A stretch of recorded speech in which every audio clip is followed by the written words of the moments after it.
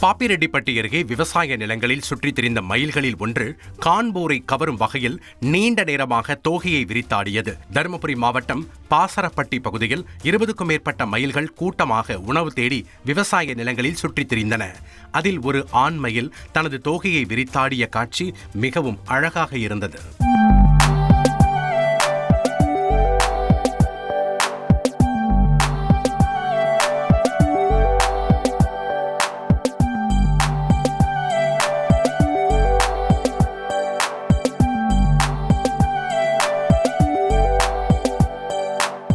சாத்தான்குளம் அருகே சாலையோரத்தில் இருந்த நட்சத்திர ஆமையை அப்பகுதி மக்கள் மீட்டு வனத்துறையினரிடம் ஒப்படைத்தனர்.